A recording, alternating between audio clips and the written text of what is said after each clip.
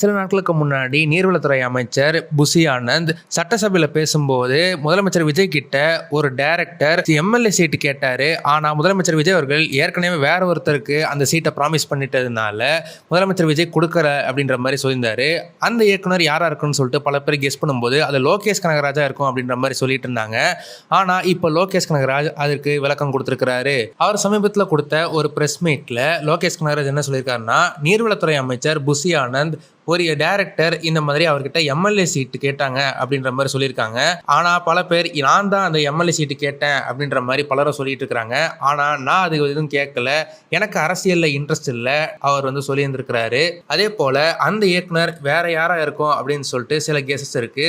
சில பேர் அது இயக்குனர் பேரரசா இருக்க வாய்ப்பு இருக்கு அப்படின்னு சொல்லியிருக்கிறாங்க. ஆனா சில சோர்சஸ்ல என்ன சொல்றாங்கன்னா, புசி ஆனந்த் அவர்கள் தயாரிப்பாளருக்கு பதிலாக இயக்குனர்னு சொல்லிட்டாரு. அது ஆக்சுவலி யார் கேட்டதுன்னா, ரோமியோ பிக்சர்ஸோட தயாரிப்பாளரான ராகுல் அவர்கள் தான் முதலமைச்சர் விஜய் கிட்ட அந்த பதவி கேட்டிருக்கிறாங்க. ஆனா முதலமைச்சர் விஜய் அவர்கள் மறுத்ததா சொல்லப்படுது. ஆனா இதுல இருந்து குறிப்பா ஒரு விஷயம் மட்டும் தெளிவா தெரியுது.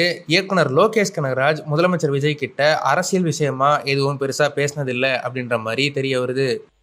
ஒரு பிரபல டைரக்டர், இப்பயும் அவர் ஒரு பிரபல டைரக்டர், தலைவர் படத்தை இயக்கியிருக்கிறார். அவர் ஒரு தொகுதியை வந்து கேட்கும்போது கேட்டுக்கினாரு.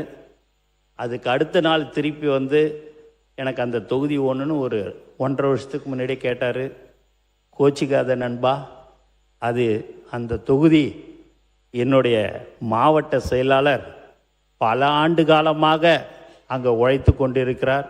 அவரை விட்டுட்டு உனக்கு நான் கண்டிப்பாக நான் தரமாட்டேன், கோச்சிக்காதுன்னு சொன்னார். இந்த வீடியோ உங்களுக்கு பிடிச்சிருந்தா மறக்காம லைக் பண்ணுங்க, ஷேர் பண்ணுங்க. இதே மாதிரி தொடர்ந்து நிறைய இன்ட்ரெஸ்டிங்கான வீடியோஸ் பார்க்க வீட் டாக்கிஸ் சேனலை சப்ஸ்கிரைப் பண்ணுங்க.